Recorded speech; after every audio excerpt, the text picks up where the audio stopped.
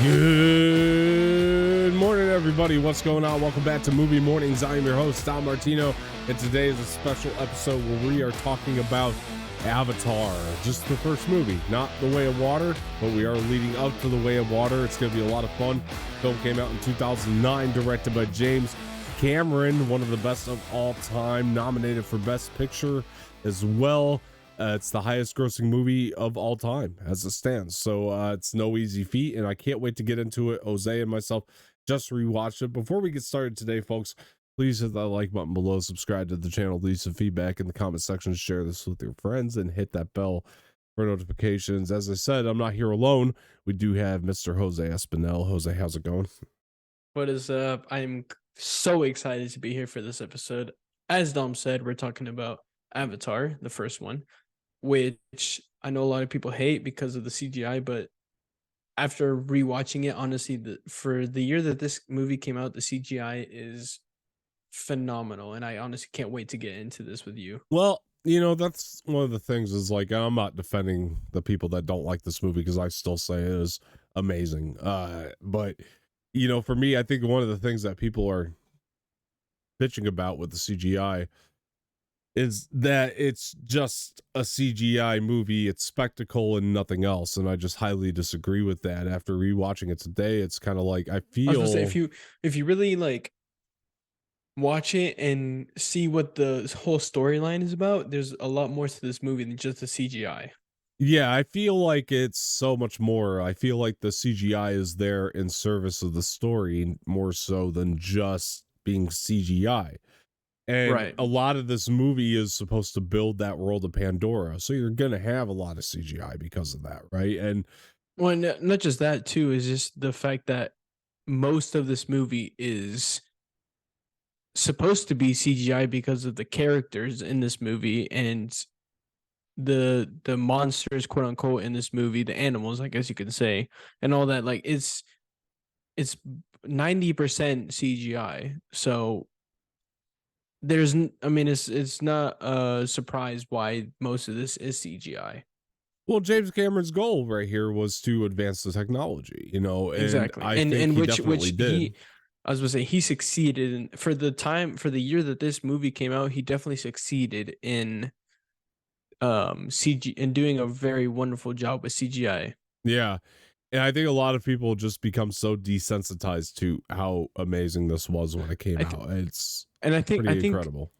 I think another thing is like the people that hate on the CGI are so used to the CGI nowadays that they look back on Avatar and they're like, wow, yeah, that CGI is bad. But when you really sit down and watch this movie, you can really appreciate the CGI for the time that this movie came out. Yeah, and frankly, for me, I thought it held up fairly well. Like, I don't watch this. 100%. I don't look at a lot of these effects the way I do, say, Phantom Menace's effects. You know, Phantom Menace has a lot of bad areas, like in terms of how it dated. You know, because this movie, it still looks pretty close to the CGI we have right now. A lot of it looks very 100%. Good, and it's not that far off. But what's funny is, like, I know people that don't like the CGI in this movie, but like love the hell out of Phantom Menace. And it's like, what are you smoking? You're smoking crack cocaine and smoking weed and drunk at the same time. Yeah, which you're allowed to love the Phantom Menace, but like, don't take this movie for granted. Like, this movie did a lot for the technology right now. Like, it did a ton. And also just showing us that you can still use that technology, as we were saying, but also create this incredible story to go along with it, in my opinion, anyway. Right. And look, you know, we talked about a lot of the villains and things like that in this movie. It's silly. It's supposed to be, though.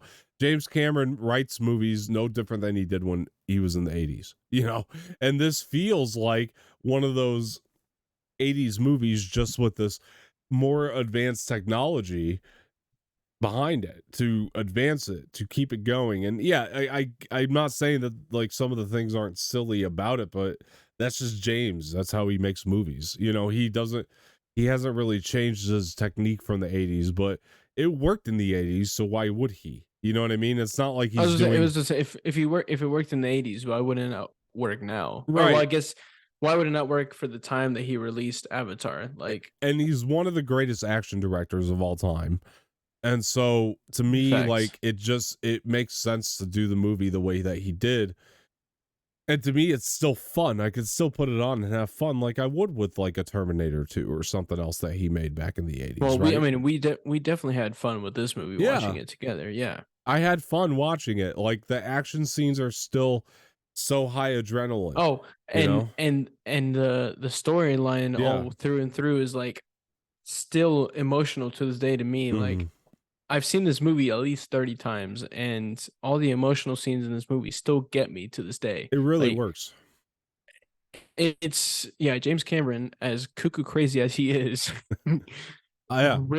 really produced what, in my opinion, probably Yeah. is the best movie of one of the best, if not the best movie of all time. And Like, I'm not going to argue with anybody that says James Cameron's a cranky old curmudgeon. Yeah, he is, but I mean, look, he's been through what, like 5 marriages. I know. He's weird, but you can't you can't put him down because he has produced one of the best, if not one of the best movies of all time. I mean, it's literally number one in the highest grossing movies of all time, and Yeah. it's been that way since he basically released it. So I mean, you can't really argue with that.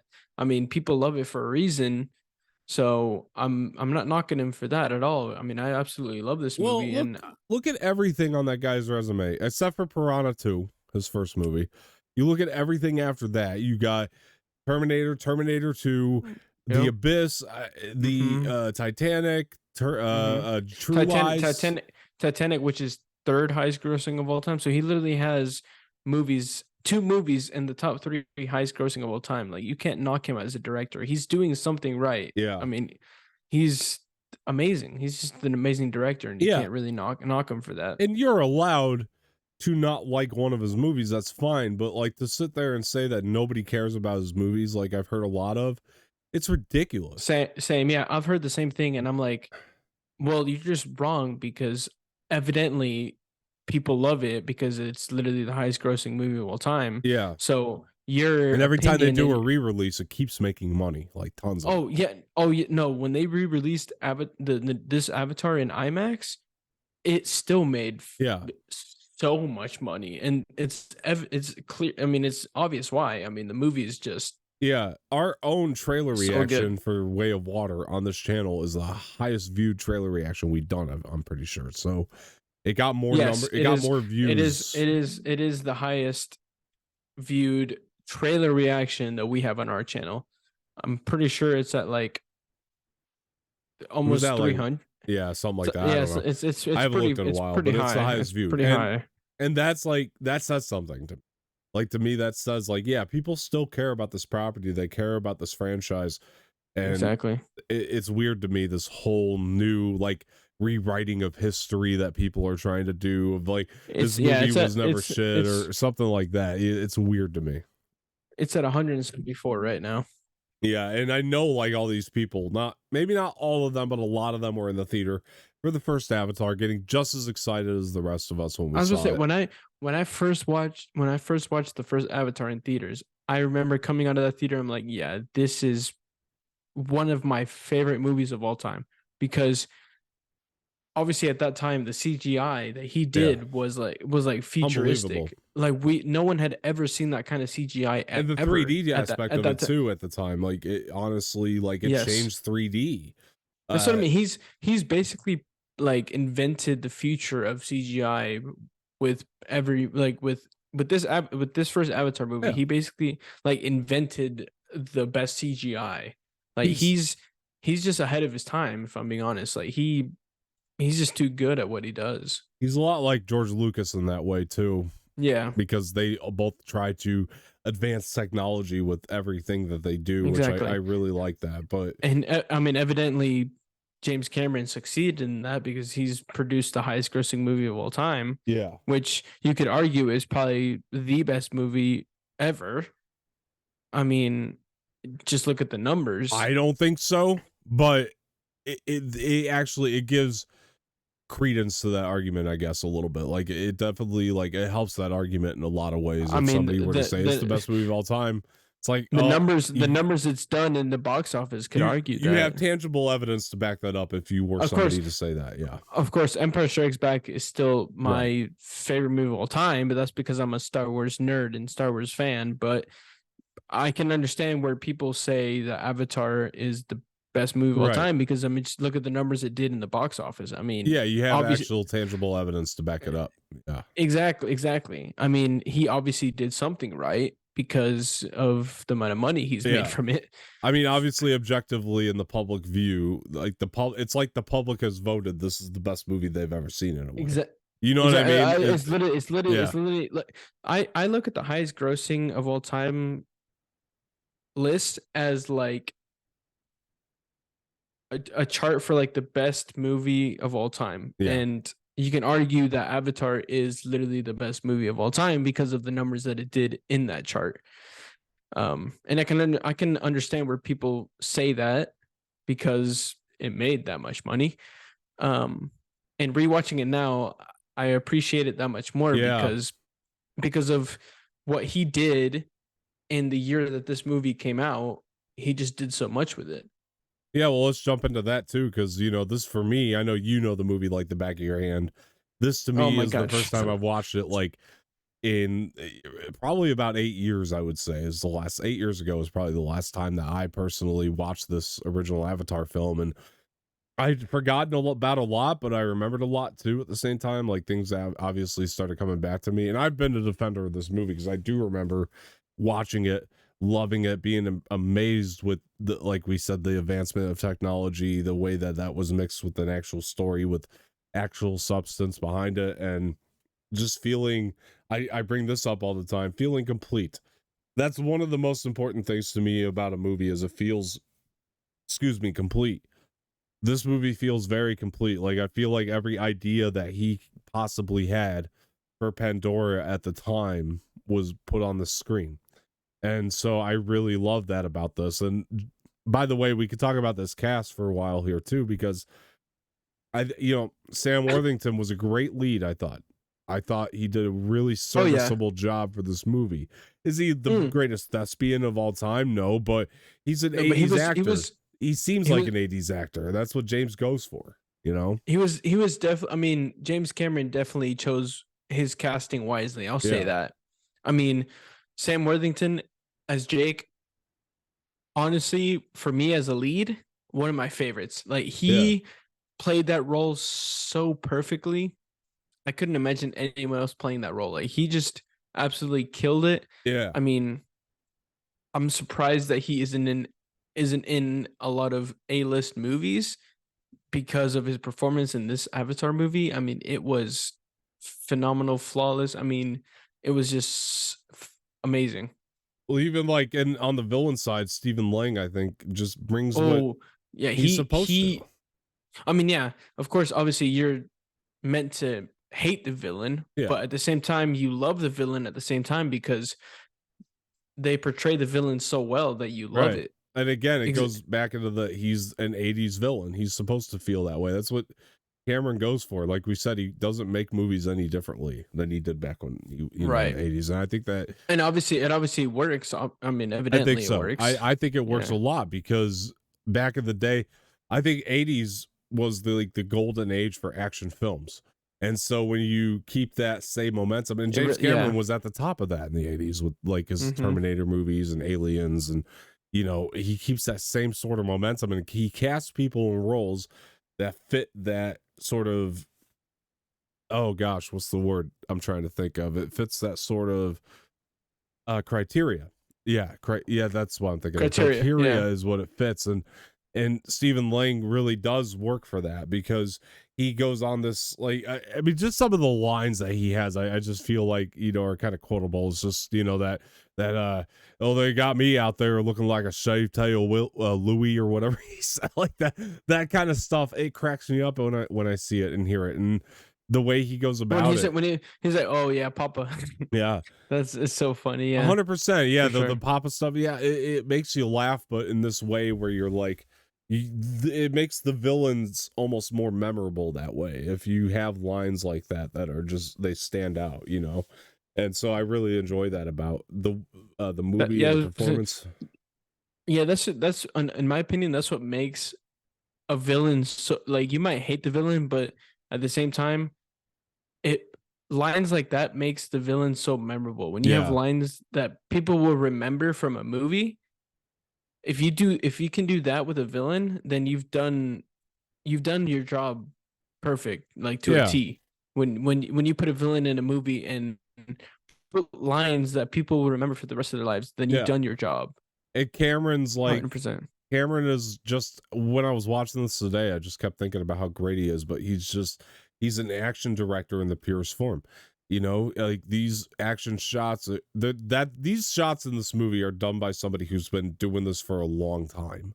Like Oh, 100%. that's what I kept thinking about. He's very veteran in this, you know, like he has been doing action for longer than a lot of other filmmakers can say that they have. And Hmm. he's seasoned and he knows what he's doing. That's what I love so much about it too, is it just and the he knows how to build adrenaline, suspense, and all these different things. And Speaking Honestly, I was gonna say, speaking of suspense and stuff, can we just talk about the score in this movie? I mean, yeah. it just the score in this movie builds suspense, it builds happiness, it builds sorrow. I mean, it just really does everything in this movie. Yeah, I mean James Horner, he's pretty legendary. I mean, he's got some pretty nice scores under his belt, to be honest. And this one especially, it really brings the emotion out of this movie Especially too. especially in the third act. That's where Yeah. he really shines in the third act. Like that's where he really is able to show his full potential. Yeah, and I could just almost like think back to myself just watching this movie for the first time and feeling just so yeah, emotional about those moments because a lot of it is the score, you're right. And you know, you the characters have been built so well throughout this movie. You spend enough time with them, and I know that's another thing people like to complain about with this one is the runtime, but it really gives you an opportunity to build out the characters that you wouldn't have been able to otherwise. I was gonna say, I was gonna say, I feel like when when directors are doing the first movie for a series of movies, Yeah. whether it be two, three, four, five, whatever, the first movie should always be the longest because you're introducing new characters, a new world, a new story, everything. Like you're introducing everything, Hmm. everything that's Yeah. new. It always should be one of, if not the longest of your series. And that's why I feel like the runtime for this movie is perfect because we get introduced to all the characters, Yeah. their story, where everything about them. I just feel like it's perfect. The runtime is complete, and honestly, it doesn't even feel like it's that long watching it. If I'm being honest, because you're so delved into the Yeah. movie that you don't feel the runtime. It's one of those movies. Yeah, and it's really respectable on his part to really kind of start us out. I'm glad you brought that up because he really starts out in the movie with the characters. There's no action going on. It's just a lot of character work right It's there in the it's beginning. it's basically a storyline Yeah. of introducing the characters, introducing their story and where they came from and all that kind of stuff. Yeah. Yeah, that's kind of how he starts it, but then once it goes full action movie, it's almost like it's a roller coaster ride from there. You And don't that's really you know what, and that's one thing I can respect about James Cameron is that he can go from like storyline to action with no issue whatsoever. I agree. Like he can switch between Yeah. genres. He can switch between genres in one single movie with no It, flaws. it does. It's like when you have like the Jake and the Terry stuff, kind of going on. It's like, yeah, you kind of go from action to them and then back to action, Hmm. and it does feel very seamless the way he transitions in and out of all that, And which is yeah, also when he awesome. go also when he goes from like introducing Jake and his life and then going Yeah, to hit him really fully indulging into the yeah, Navi life just seamlessly. You know what I mean? Like yeah, it's amazing. I mean, he just honestly did this movie yeah. flawless. It's just amazing. Well, I you love have it. you have this moment in the beginning where you have Jake talking about what it's like to just kind of be put into a very deep sleep and waking up and feeling like pretty much hungover in that beginning part, and then later Mm. on he kind of goes back into this sort of trance and sleep because he has to get into his avatar for the first time. And I love the Right. moment because he's kind of walking around and he's like finally feeling like what it's like to have legs. And then there's this brilliant shot Mhm. where they show Jake asleep again. And just by the look on his face, you're like, that's a comfortable sleep. He's not going to wake up this time feeling so Yeah, hungover. it's because he's finally having that sensation of having legs again. You know, Mhm. it's like he's like in a completely different state. It's not Yeah.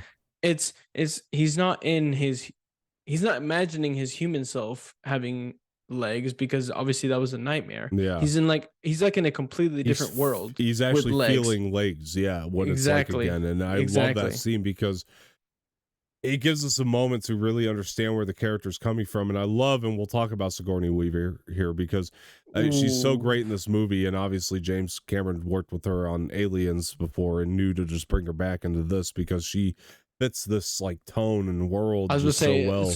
honestly, that was one of the best decisions he ever made was bringing her back She's because she incredible. was, oh yeah, Yeah. 100%. I loved her so much in this movie as Grace. And I really love, you see her talking to Jake in the beginning. She's got this like hard exterior, but then you see her kind of as the avatar, and you can almost see her kind of loosen up a little bit and becoming more vulnerable to Yeah, what's on like happening around her.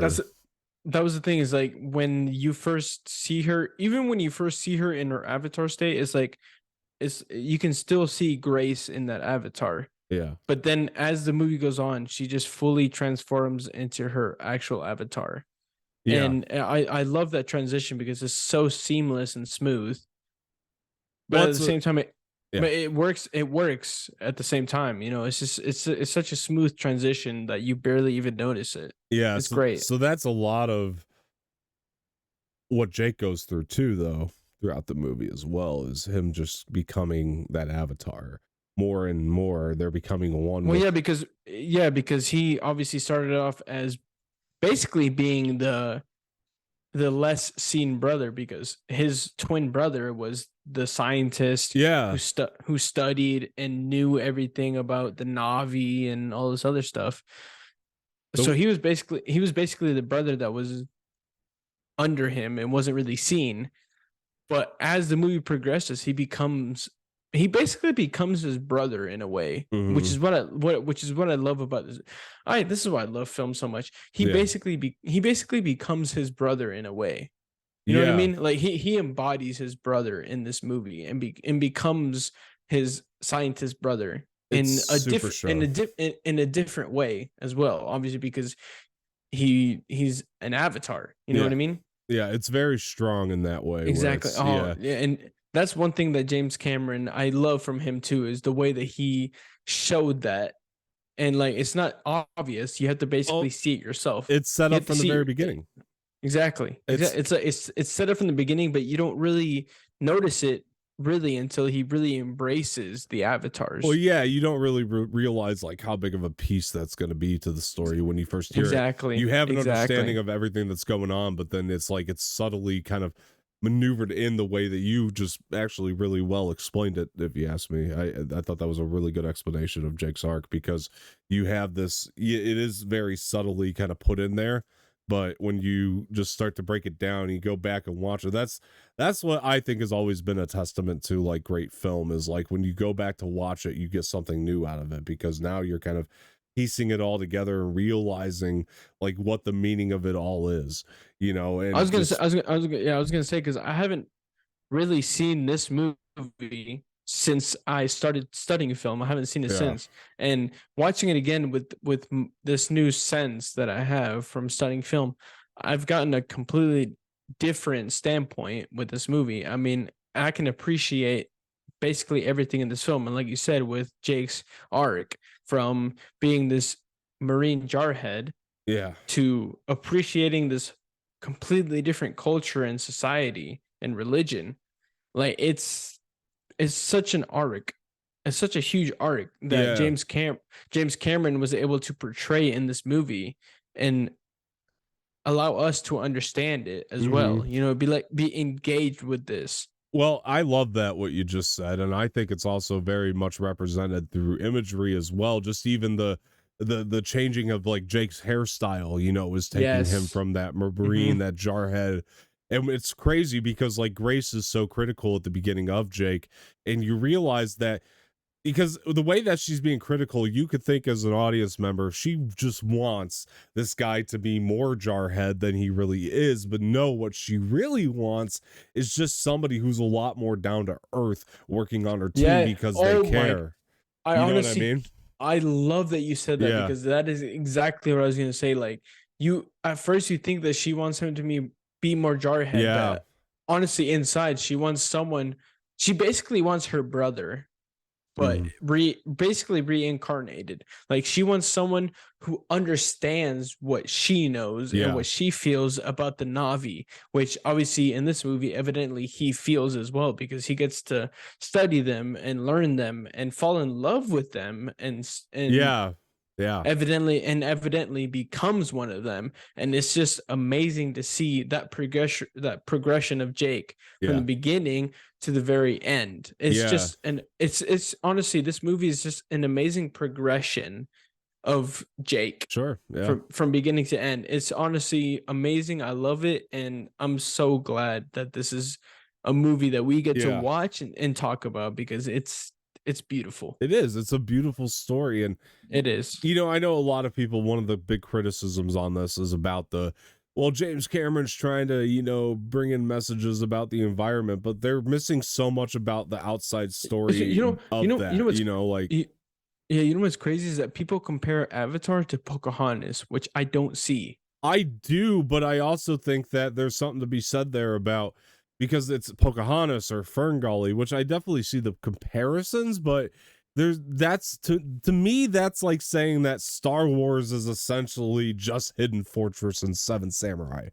Like that's the same idea. Like yes, that's where George got the idea to make Star Wars, so you're going to see a lot of the influence inserted in there. There's like this old saying in Hollywood that there's really only like 5 stories you can tell. It's just all I was about how about, I you was about, maneuver it or tell it, you know? That's the I was thing. gonna, I was gonna say like honestly, when it comes to movies, there's only so much you can do. Yeah. Like you can obviously film directors are gonna do the same thing as other movies, but they're gonna do it in their own way. So Yeah. like when people tell me that they hate Avatar because no, and this is the thing is I've had people tell me they hate Avatar literally because it's just Pocahontas with blue monkeys. I'm like, Yeah.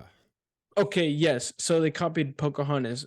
But just look at the story; it's completely different to Pocahontas. There's A hundred, plenty of differences. oh, 100%. I'm like, okay, yes, you hate Avatar because it's like Pocahontas. Yeah. Watch the movie again now and tell me that it's 100% like Pocahontas. It's Yeah. not.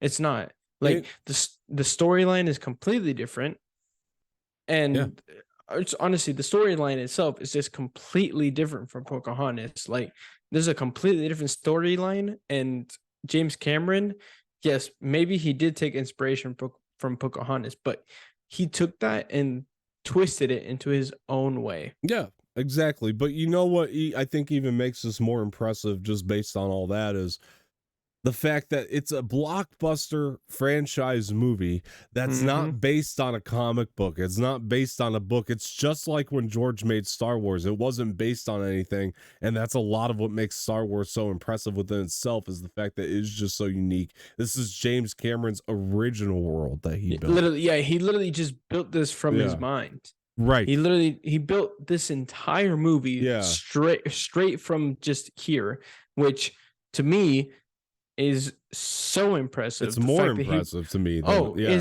it's above impressive. The Yeah. fact that he was able to build this entire movie just from right here. Yeah. That's how you know a director is smart, Yeah. creative, and amazing is the fact that they can build an entire series just from right here. It's amazing. I agree. It's incredible. I agree. I mean, and an Avatar 2 pending. I mean, we'll see how that goes, but Right. I have good feelings about it, but we'll see. I mean, I could walk 100 out there as same, garbage, same, but yeah. you know, the Same. thing is like, you know, it's just with this movie in particular, this is like when George Lucas built his galaxy just from his own mind, you know, like I literally, yeah, when that's George Lucas built Star Wars just from literally he literally created all 6 movies from right here. That's impressive. Yeah. And one of the things that like James Cameron said that like I know people kind of gave him shit for, but it's 100% accurate is like, there's gonna be a time when somebody else plays in Pandora outside of him. Like that's just Right. the facts because it is so vast. And This is it. so People are going to take inspiration from right. what he made because it's so vast and popular Yeah. and I guess quote unquote a cash grab Sure. that people are going to take inspiration from what he made and kind of base it off. He's basically made a movie that people are going to be able to make cash grabs from. Yeah. Yeah. And that's true. It's essentially what he's made. It's so true. It's so Yeah. true. You have that. And that's not something that everybody does. That's not something everybody does. That's but rare. That's rare. I mean, yes, Marvel right now, it's massive and it's huge and they make great movies out of it, but it all comes from somebody else's. I mean, that all comes from Stan Lee, Exactly. Stan Lee made that. Stan Lee, props to him because the fact that he was able to make literally the entire MCU just from up here, that's impressive. I mean, Stan Lee made that, and they just took his ideas and started making movies, cherry picking those ideas, started making a whole franchise. He literally made the entire MCU just from up here. That's so impressive. Honestly, the fact that he made all of that just from thinking. Yeah. That's when you know someone is creative as fuck, when they're able to imagine an entire universe just from their brain. That's when you know someone's got talent. Yeah, and you could capitalize off that as we've seen and still make some pretty damn good movies out of it. But the credit always has to come to the person that created all that.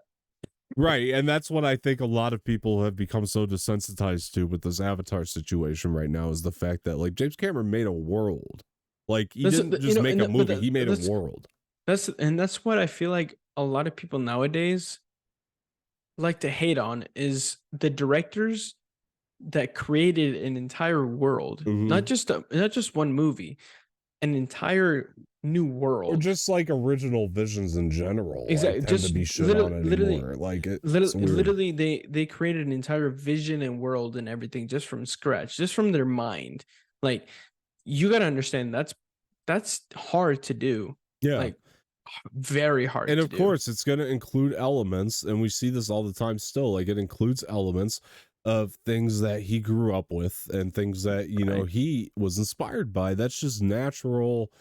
Which of course I think he was creativity. He was definitely quote unquote somehow inspired by like Cowboys versus Indians. Absolutely, he was, because you can definitely see that in this movie. He was definitely 100%. Inspired by like Cowboys versus Indians. 100%. Absolutely, he did or was. Well, yeah, he was for sure. It was when he made the movie, right? He took that and spun it in his own way, which I give him credit for. Yeah, because exactly. he was able to take that real life concept and make it into his own. Yeah, which I love. Yeah. And by the way, I do just love even just some of the more. A lot of this movie's made up of CGI, which is something that in other cases I would maybe shit on sometimes, but in this case, it just looks so good. It's really hard for me to, especially as I say, especially for the time that this movie came out in, the CGI that he did, props. But I still even love the practical sets that are used here. The few that there are. I do, because like even when they were all sitting in the briefing room, like I thought that looked amazing. Like it was so well put together, and just Stephen Lang in the briefing room with the big wide screen kind of showing them what the mission is going to be. Like those are like even areas of the movie that I just love being a part of. Like I love the environments of the movie all around, Pandora, no Pandora. And I think that also speaks volumes to why this movie is so enjoyable, is that all the environments are just cool to be at. Like there's not a point in this movie where it has an environment where I'm just like, I want to get out of here and go back to Pandora. No, he just made sure it all mattered and all felt lived in to some degree and all felt very worth your while to be at. And I think that is not easy to do. And that it's something that he did, and that's another reason this movie is so incredible. Right. Yeah, for sure. Yeah.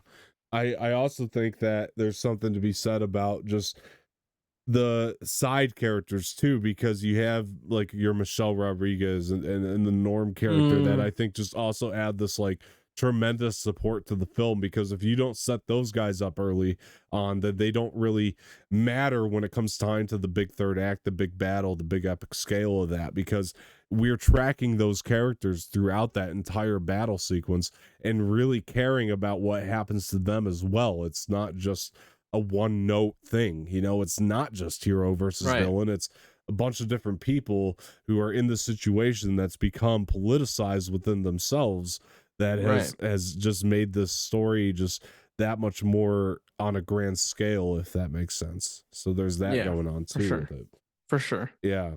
And that's another thing that I just love about the movie, the battle, because I think you and I talked about, like, with Wakanda Forever, for example, or even the first Black Panther. There's all these different characters that just matter by the time you get to the third acts of both of those films. You're I not was just just saying, worrying and about they're all, one. I was saying, and they're all supporting too, but you just care about them so much, almost like that they're, main characters. Yeah, Like that's another thing that I appreciated a lot about this this Avatar movie is that yeah, there are a lot of supporting characters that you just evidently start caring about from. I mean, you might not necessarily care about them in the start of the movie, but as you grow with them, you start caring more about them. And yeah, that's what I love about that's what I love so much about this one. yeah. Yeah, It's like, don't let your scale become too grandiose to where we can't exactly. follow it anymore, because Exactly. Yeah. I think that's one of the big problems that like the Transformers movies ended up with, is just like making it like so grandiose and too big and bigger than the characters themselves. And James Cameron really struck a balance with this one, where it's like, Right. I want to make sure that these people matter to everybody. And Right. there's a story of romance in here, like we were kind of talking about Right. with Jake and Natiri, that And it also was almost helps. it was you know what? And now that I watched this movie again, it's like James Cameron was doing like a Romeo and Juliet type romance. Yeah. Cause Yeah. cause like her parents didn't and her brother didn't agree with it, but they were still in love. You know what I mean? It was almost Romeo and Juliet esque.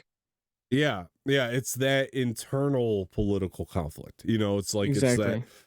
that kind of goes on, and I love that here. And it's not that it's something that we haven't seen before. It's just more or less like it's the way it was done. Like, the Hmm. romance feels natural. I want to see Jake and Natiri together. I'm rooting for them. They have Right. chemistry as actors, Worthington and Zoe Saldana, who also, I think, without Zoe Saldana in this movie playing Natiri, I don't think we have that much to grasp, honestly, in terms of the world of Pandora, because she's She's really just our yeah, first she's just introduction to that. talented. She's talented too. That's what I mean. Like she just played that role so well. Like Yeah, I honestly couldn't have imagined anyone else playing that role.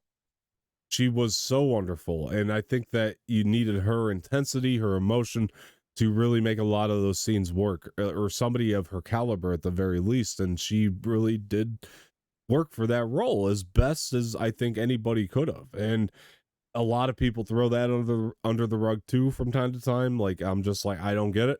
You stay over there. I'm gonna be over here enjoying it, because this is just, I mean, Same. really, like, this is like emotion at its best, man. Like, this is storytelling. Like, this is a lot of people just, gosh, I get so frustrated when people just forget like the fundamentals of great storytelling sometimes. Like, and they just like, they're looking, people say this is spectacle with no story. It's like, no, the problem is you're just looking at the spectacle.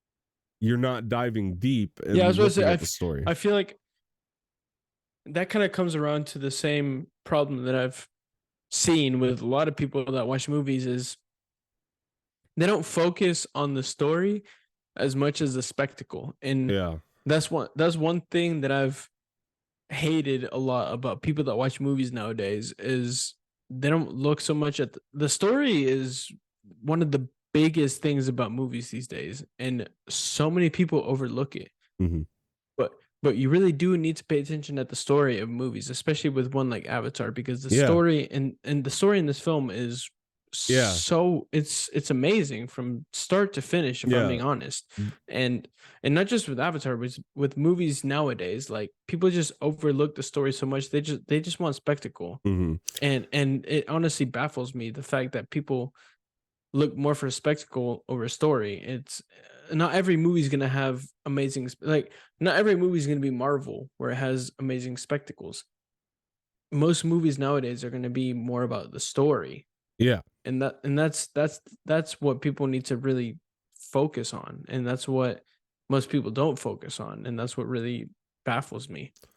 Yeah, yeah, it's a focus thing for sure. I would definitely say it's definitely a focus problem, I think, personally. And a lot of the stuff that goes on in this movie is just so, I would say, best way to probably put it is it's just so unique to me. And I think the reason it's unique is because not only is this world of Pandora out of James Cameron's mind, but the look of the avatars are out of James Cameron's mind. The Everything. I mean, all of this. I Yeah, mean, literally, all of this is all from his mind. I mean, he literally created this, and yeah. that's what really just makes me appreciate this even more. Is that literally all of this came from his mind? It's an action movie, but it also just has this. It has world building. That's the thing Exactly. about it. Like, I mean, it is the first movie of the series, so obviously it's gonna yeah, have world. It's gonna have world building, you say that though. which all came from him, which is Well, you say that though. That's a thing that if we were to compare this to a lot of other movies that happen or come out, you say that it's like obviously it's going to have world building, but that's just one of the few like basic fundamentals that I've just seen so many filmmakers forget in movies.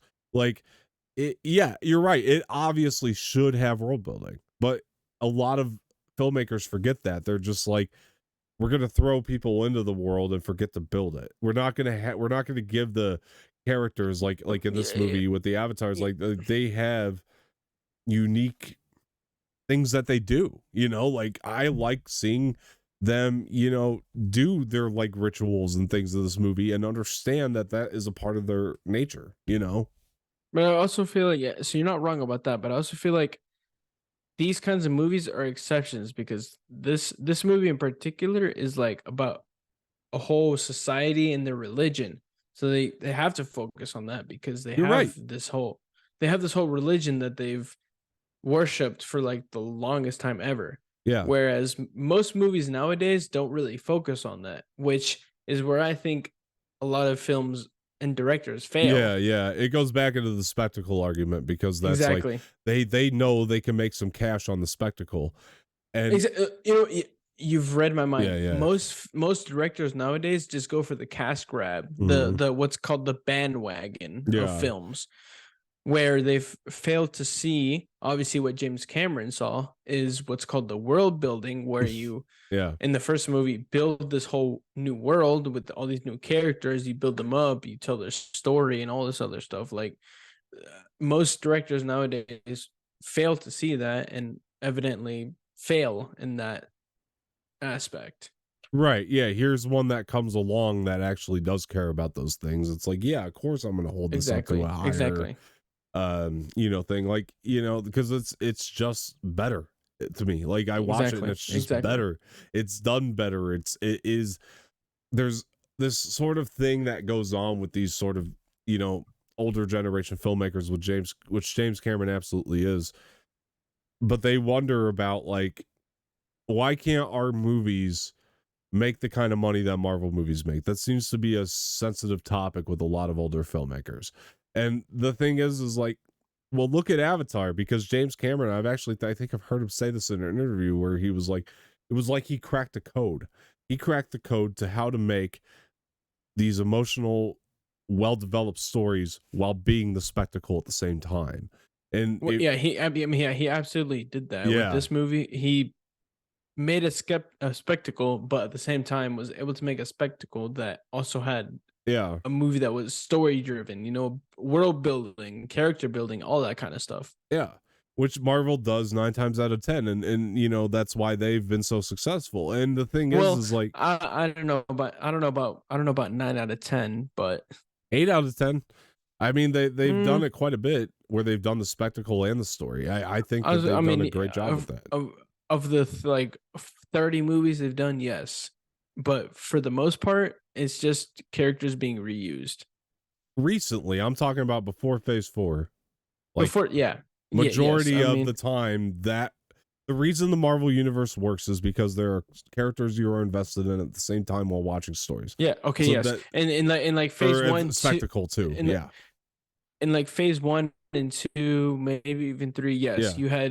you were building a world with characters we've never seen Yeah. before, building them up, telling their stories and all that. Yes, recently, no, Yeah, no, they're no, just I'm not reusing talking about right character. now. Yeah, Right now, I don't understand that Phase 4 is divisive, but that's fine. I'm except except saying except ex, obviously except for Shang-Chi, which Shang-Chi, was a whole yeah. new world, all different I'll even argue which built Eternals the did it characters well. up and all that stuff. I Yes, think Eternals did it well. I think yes. Oh, Spider-Man 100%. like did Yeah. it well. I think that there's a lot that still did it well. But anyway, my point is like I don't think that there's anything wrong with making smaller films that don't have spectacle. But what I'm saying is if you're going to do that, don't bitch about your box office returns. I think that you know what I mean? Like that's what I'm Yeah. saying is No. like, because that's what a lot of like these older sort of filmmakers do. And I love that they make smaller movies. I want to watch them personally, but not everybody does because they go to theaters right now. This is what filmmakers have to adapt to who want returns.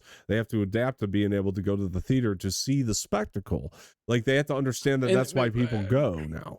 I It was gonna becomes say, an and event type deal.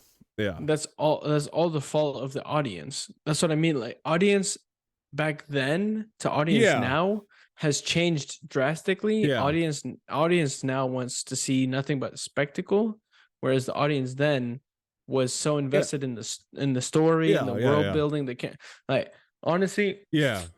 I miss like the audience and movies back then because those were the best. You know what I mean? Yeah. Yeah. Obviously, movies now are making billions and millions, like high millions, because the audience now are used to the spectacles. But I just prefer the movies then with the story and the character building, the world Yeah. building, all that, because I agree. it gets you invested. If you're gonna make 2, 3, 4, 5 movies for this one world that you've built, it's obviously the best to build the world, build the characters, have a storyline for your first movie to then build on that. Right. Directors nowadays are failing to do that, which is why I don't like it now. You know what I mean? Yeah. Unless you're like from back in the day, like James Cameron, he still knows how to He's still doing create stories, exactly. but he's doing the Yeah. spectacle too, which is why it makes money. You know, it's got both in there. Yeah, because he's got a mix of spectacle with character build and world build and stuff like that. Yeah. Yeah, and sure. you could take the route. I'm just saying, like for the people like the Martin Scorsese's of the world or whatever, you could. I don't mind if they take the route of just doing the story part of it without necessarily the spectacle of it. But what you got to understand, and you can argue that this is the fault of the audience, fine. But what you got to understand is that is the new way of seeing movies. Like movies that don't have the spectacle go to streaming, and you can't bitch when your box office returns aren't all that great. That's definitely, and that's the thing, is that's definitely the fault of the audience. It's the new generation, the attention span, and the newer audiences wanting more spectacle than story, because I feel like their attention span is so low that if you make a movie solely based or most of it based on story, they get so bored. They're like, oh, where's the action? Where's the spectacle? Where are the explosions? All that kind of stuff. Their attention span is so small and short that they just want spectacle, like 30 minutes of spectacle, 5 minutes of action, then back to the spectacle. It's like, you've killed the whole reason why people have started making movies in the first place. No, I mean, it's definitely the fault of the audience for sure. Agreed. I mean, I agree. I agree with that. I also think it's a conversation of technology too. I mean, just, you know, technology's definitely just been, it hasn't helped in terms of the way that spectacle has kind of taken over. I mean, especially one, technology is just advancing, so it's becoming easier for these people to make spectacle movies and only spectacle because But then you can also argue that you could make amazing story-driven movies with the technology you have now. You know what I mean? no, you can. That's what I That's mean. what I I'm feel. saying. Yeah, I feel like even all right. Yeah. So cool. The technology nowadays. I feel like directors, even though they have the technological advances they have now, I feel like they still make more spectacle than storyline yeah, driven movies. Is 100%. because of the audience. It's all fault of the audience. Yeah, Like but the other thing about technology is the TikTok era. You know, we're on this short that's what. form No, content again, thing. You know, you say TikTok. That's all still the audience. Like yes, the audience is being driven by the look back technology. I agree.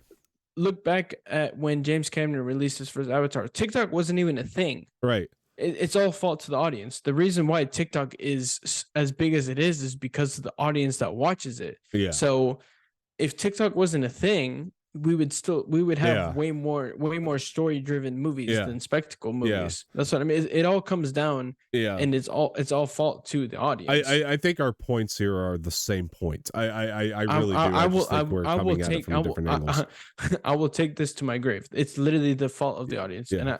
and I don't care. You can come at me in the comments. I don't care. It's all fault to the audience. Yeah, no, I agree with that. I think what we're saying is the same thing here. I really Yeah. do. Like, because I do agree with you. I was just saying that, like, the technology age has not helped that. Oh no, That's it all I'm definitely. trying to. Yeah, Yeah, no, yeah, yeah. So for that sure. there's that for sure. I mean, you know, there's so much you could do with like CGI now that we just couldn't do a long time ago, which I think is cool. But like going back to Avatar, James Cameron takes the technology and he uses it right.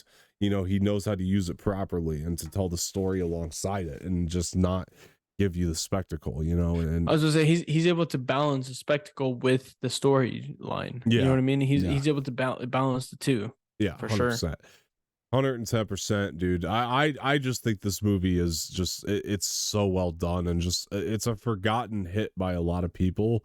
I think like they just forgot like what this really did at the time and what, you Well, know. I feel like the people just focus too much on this on how bad the CGI is. Even though when you watch the movie again, it's actually really good CGI for the time that it came out in. They focus too much on the CGI and not enough on the actual story of the Right. movie and the character building and the world building and all that other stuff. They just because the audience nowadays focus so much on spectacle and all that other stuff, they forget about Yeah, but then the how amazing the actual storyline is.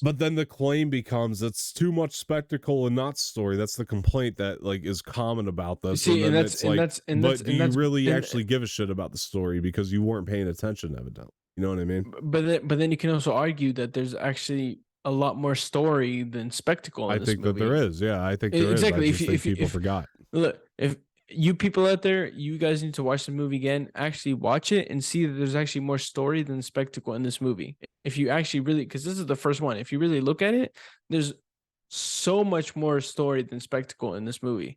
I mean, there's probably what 20% spectacle, 80% story. I mean, this entire movie is so much story that it's amazing. Yeah. I love the character building, the Yeah. world building, and just the storyline of this movie from beginning to end. Yeah. I mean, it sets up so much that I Yeah. feel like people just are so focused on wanting spectacle that when they watch Avatar, they see that there's so little spectacle that they forget about the story, the actual story in this movie. Yeah. I think so. I think that there's forgetfulness going into the criticism. I definitely think so. 100%. I think that what happens nowadays is, you know, somebody comes up with an idea about this movie. Somebody's like, hey, I decided I want to shit on Avatar today. And then they do that. And then another person follows, and then it becomes this whole thing where this like narrative about the movie just trickles down and people fall into that narrative and they try to like follow that narrative without actually giving the movie another watch and like realizing that like, oh, that was actually kind of wrong. Like Like, I just think it's all about the trend of it. You know, I think it's about the trend Right. of like not liking Avatar, but I think that trend, the cool thing about that sort of trend about people not liking the movie, if there is one good thing about that, is I do feel like it's in our own personal circles. I think that there's plenty of people just they just casually watch movies that are still damned excited about Avatar 2. Like they still want to see it. And that's why Avatar Way of Water is going to be a huge hit because I think that As narrative is in our yeah, circles, you for know? sure. Yeah, I think Yeah, for that's sure. the cool thing about it is like there are Hmm. plenty of people like we just hear what's in our space of people that just like are Right. hardcore about film, you know, and we're not looking at what's really outside of our space of just the people that want to go see a great movie and they're going to go watch Avatar Way of Water. I guarantee they have a good time, as I will, you know, I'm sure. So that's what's so exciting about this. And I don't think that Hmm. this is a failing franchise. I think we're going to see like this go on the upward trajectory. I do hope the narrative changes after the second movie in our space because it's been very frustrating for me to hear this like sudden turn on this movie that was like this major deal. As we said, like it wasn't just, it's not only is it the highest grossing movie of all time, it's a best picture nominee. It's really not something that happens often, you know, where these movies make I like mean, tons of money but look, also can be a best picture nominee. yeah, I mean, I literally just looked up the projected box office for the first day that it releases. The Yeah, first day, it's gonna just be high. one day, 175 million just in the first day that it's It's released. gonna be high. Yeah, so Honestly, like, yeah, people are underestimating this movie. for sure. Honestly, the Yeah, people I feel like the people hating on Avatar 2 are the same people that hated on the first one. yeah, And on this it, yeah, and doubting James usually Cameron thing, it's weird. exactly, yeah, and it's dumb, ridiculous, and if you're one of those people, watch the first Avatar again, and no criticism, go in with no criticism. Watch it Yeah. again for the story, the world building, the character building, and all that, and then go watch Avatar 2 and let Uh, me know because yeah. honestly, it's amazing. It's honestly such an incredible movie. I honestly Yeah. I'm still baffled at the fact that people are still hating on this first Avatar.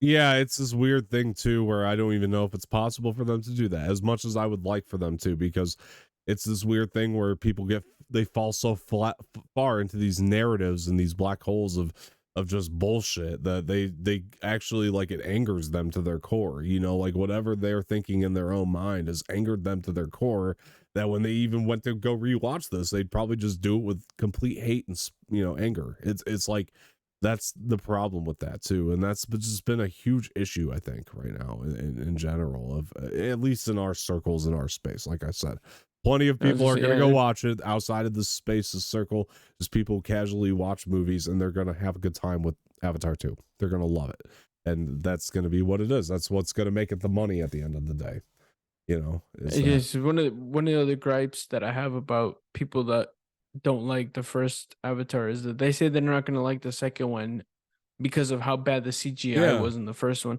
Look, technology has advanced so much from when Oh the first yeah. one came out that I can assure you that the CGI in this one is 10, if not 20 times better than the first one. I can assure you This that. might be the best CGI we've ever seen. Like I Oh, mean that entirely. Like it one, might be in one, this movie. one Yeah. hundred percent 100%. Because I mean, look what James Cameron was able to do with CGI in 2009 when the first Avatar came out. Yeah. Imagine what he can do now with CGI Yeah. for Avatar 2. I mean, if he was advanced for 2009 with his CGI, imagine now. He's probably like 5 years advanced in CGI Yeah. now. I mean, it's yeah. I can already assure you that the CGI and if there's any problems with Avatar 2, it definitely is not the CGI. I Yeah. can tell you that. I can assure you that right now. Yeah. 100%. Well, look, man, we are about at the 1 hour now. Look, I had a fun time watching this again with you today, man, and Yeah, I thought it listen, was listen. Yeah, I just was gonna say, so. let's we can be talking about Sigourney Weaver, Grace. I mean, she was amazing Yeah. in the movie. Her character from beginning to end. I mean, you probably hated her at the beginning, obviously, because she was Yeah. mean towards like jugheads and Marines and just military people in general because she's a scientist. Yeah. But then she obviously grew to love him Yeah. because he understood what she studied for years and years, and he understood it in like what weeks, Yeah. months. Yeah. Well, It was yeah. who's one of the great additions in this movie? I actually forgot he was in here, but he's one of my favorite actors in general. Is Giovanni Ribisi. So he was the guy that was golfing, and she kicked the cup, and Oh, he's he's one of my awesome. favorite. He's one of I my love favorites. him. Honestly, he was the comedic relief in this movie Yeah, for for sure. most of it until probably the third act where he started feeling sympathy towards them. Yeah. He was just really the comedic relief in the movie for Yeah. sure. Yeah, no, he's one of my favorite character actors in general. I like that he was used in this one.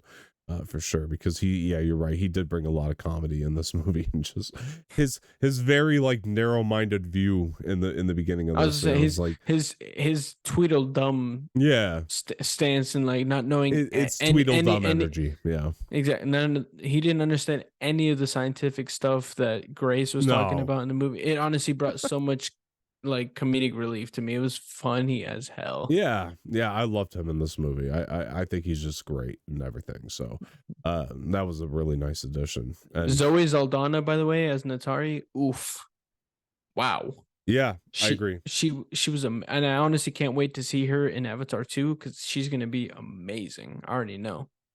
Yeah, I love her. I think that she is an awesome actress, and I just love seeing her used in anything. And I like about her, at least these days, is she's just been. I think Avatar, so on and so forth, that she's very selective about the projects she gets involved with. Like I've noticed that about her. She's not. I was gonna say she's not one of those cash grab actresses. Sam Worthington. Sorry, he's great in this movie, but he's been very cash grab. I was gonna say she's not one of those that like, oh, you're gonna pay me this much money? Cool, yeah, I'll take it. Like, it doesn't matter how much money she gets paid. If she likes the script, she'll take it. Like, she's one of those actresses. Like, she won't take a project unless she reads the scripts and is absolutely in love with it. For sure, which I love so much about her because she's so talented. She's such an A-lister, and yeah, I just love the vibes that she gives off. Yeah, she's incredible. I thought she was so good in this movie, and just like I said, she did bring this human element to her people, in this, and she just did a great job. She definitely like was like one of those that like she was in the middle. Like she understood the humans, but she also obviously still loves her people. She was like that, like in the middle, which I absolutely love seeing in this movie. Yeah. She was basically Pocahontas in this movie. Right. You know what I really loved is like she, this theme of a loss that's in this movie too. I think is like really strong in this because there's definitely a theme of loss. As I said, that definitely brings me back to those scenes in the third act, especially when there was all that loss and it was just emotional as hell. For sure, dude. For sure. Yeah, it was. The third act is definitely probably the best part of the entire movie. Honestly, it's not only just the story and like what's happening, but like the soundtrack is probably the best in the entire movies in the third act. Yeah, for sure, dude. I agree 100%. Yeah, dude, I had a lot of fun watching this movie. Same, especially since I got to watch it with you. I know, man. I love when we get to watch stuff like this together. I mean, I like watching movies with you in general, dude. But this one especially was just so much fun. I mean, it was just such a high adrenaline action film, and I had a really good time with it. Revisiting it, I'm glad I did. But look, guys, we are gonna do the Avatar Way of Water review here coming up soon, so make sure you're subscribed so you can check that out or get notified whenever that comes up. We're gonna be doing a spoiler review together, but before that, I will have my non-spoiler up very soon, actually today when you're watching this. So that's cool. So you'll actually see that later on today. So stoked about that, guys. I can't wait to watch this new one. Yeah, dude. So I wanted to ask you really quick before we get out of here, because this has to do with the ending. So maybe it's my own, like, whatever, but like, I don't know. Like, so he is 100% his avatar now, right, Jake? Is that the case? I mean, it's shown in the trailer. I agree, but like, what happened at the end implied that here, right? That was what that was. I mean, yeah, he was literally transformed. Like his soul basically transferred from his human body to his avatar, and basically now his human body is is waste. Like it's literally just a dead body. That's And such a risk. his basically through the trust and religion of Ewa Yeah. with the tree, his soul was transferred Right. from his human Okay. body to his avatar body, and so now his human Yeah. body is just basically waste. Yeah, so that was what it was saying there then. Okay. So cuz like that to That's me what I mean. is like That's why his you see his avatar body, his eyes open, is right. basically his soul being Yeah. transferred from his human body to his Yeah, it avatar makes sense. body. Yeah, it makes sense. I just think that's like, Because he wow, that's wanted a big to, decision. because he wanted to. I mean, look, his human body is I basically get it. waste, bro. His bottom half is I useless. get it. He Yeah. loved being an avatar so much. He was like, you know what, fuck it. I love these I know. people. I have a wife now, Yeah. basically, and I want to be an avatar. So No, fuck I it. definitely buy it because of the way that they developed his character throughout the movie. Like I bought into Right. that he He would want to and be. that's another thing that I love so much is that he referred to the humans basically towards the end as aliens. That he just didn't associate himself with the human race anymore Yeah. because he fell in love so much with the Navi that he just refused. He referred to the humans as aliens. He didn't even associate with them anymore. Right. Which I loved seeing so much. I loved James Cameron portraying that so much. It was great. Agreed. Agreed. Yeah, no, for sure. All right, look, we are going to wrap it up, guys, but we do want to know what you guys think of this first movie. Are you on the side of people who still love it? We hope you are, but if not, that's okay too, I guess. We just want to know reasons why, and I hope that this review or this revisit from us hopefully gave some of you some insight on why people really do love the movie as much as we do and have since it came out. Like we haven't really gone down. I don't think I haven't, in my opinion, on this movie. I think it's held up throughout the years. So I think it really works. I really think it works. So yeah, Jose, we're gonna go ahead and grade this real quick. What do you got? Well, I mean, I have to put it in. Honestly, I might have to put it in timeless if I'm being honest. Like the masterpiece category? Yeah, masterpiece, 100%. Wow. Because it's just honestly for me, it's just one of those movies. Like, even though, look, put aside that it's the highest grossing movie of all time. I just honestly, it's just one of those movies that it's masterpiece to me. Wow. Like, it really is for me, honestly. Like, it's just one of those movies. James Cameron just did it differently, Hey, that's cool, man. Especially for the time that this movie came out. He's just different gravy. Like, Yeah. honestly, he did something with this movie that I feel like a lot of directors just couldn't do. Mm-hmm. I agree. You know what I mean? It's just one of those movies. It's definitely masterpiece. Yeah. 100%. I'm still gonna go pretty high here. I'm not on the masterpiece like you. I will say must watch. I do think it's so well rounded. But higher up on the must watch, right? Oh yeah. Like I mean, this would be it's not an A plus, it's an A. Does that make sense? It's just right in that A. Yeah. Like I just think that there are because like A plus would be masterpiece, so it's like right below it. So this is like just an A. So it's like way high if I were to give it a letter grade, it'd be an A. So definitely gonna go must watch for myself. And I do hope you guys who haven't seen it or just need to revisit it or whatever really do. So that's kind of where I'm going to put it. I think it's so well rounded, feels complete. I agree with all of Jose's sentiments. I really do on this because everything he just said there about his overall thoughts on it, I agree with. So yeah. All right, guys, look, we are going to get out of here, but this has been a discussion on Avatar leading up to Avatar, The Way of Water. Let us know if you're going to go see that this weekend, by the way. We would really like to know.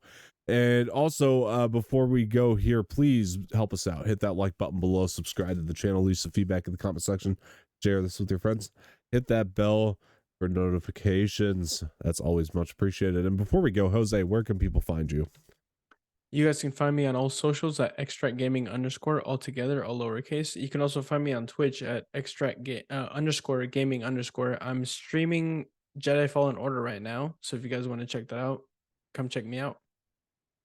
All right, and you guys can find me down there at the bottom right at Dom _Martino _ on Twitter and at Dom _Martino _ official on Instagram.